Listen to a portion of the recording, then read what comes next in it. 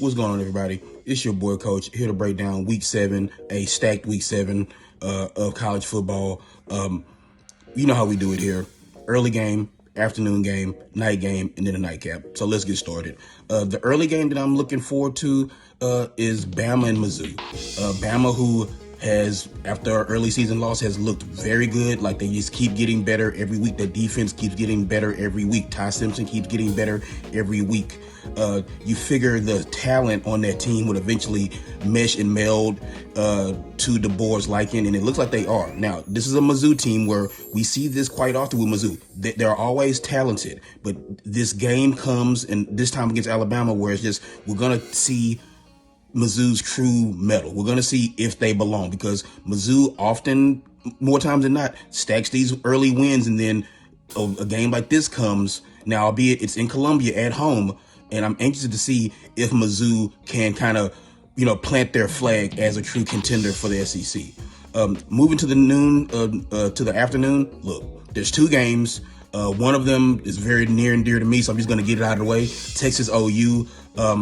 I'm not surprised that Mateer is playing. I told people he got that surgery as quick as he could because he could play for that, because this is why you go to Oklahoma. You go to Oklahoma to play in this game. Half crimson, half burnt orange in South Dallas at the State Fair. This is why you go to Oklahoma. So I'm not shocked. They're saying probable. Yeah, he's probably going to play.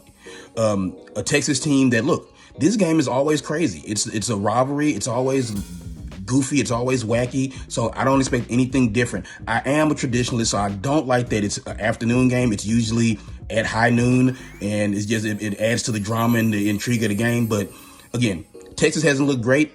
Oklahoma has, but look, that's how it goes in this rivalry. The team that limps in usually ends up winning, or at least having a good showing. Again, Indiana, Oregon, which is probably going to be the game of the day if I'm taking my Texas fandom outside of it.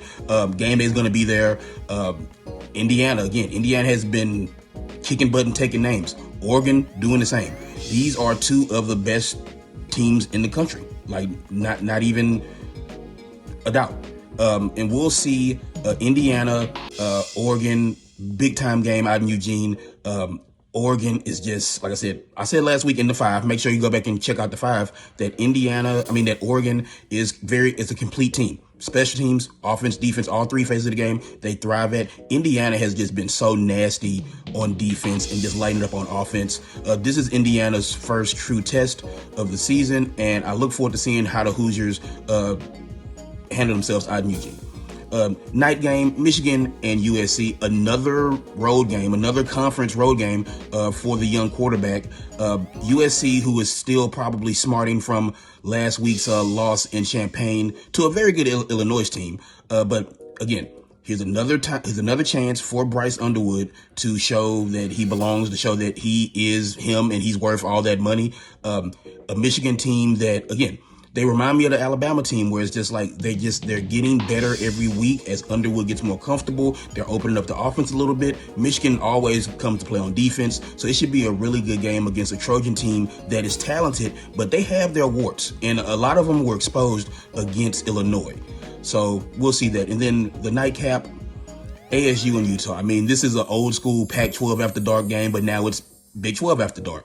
An ASU team that isn't getting as much respect as I feel like they should.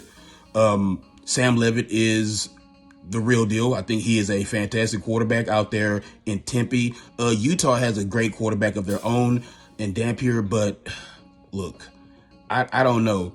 Utah has kind of been exposed a little bit, I think, by Texas Tech, and we'll see what's happening with those two teams. So again, that's the day. That's week 7. Coach out.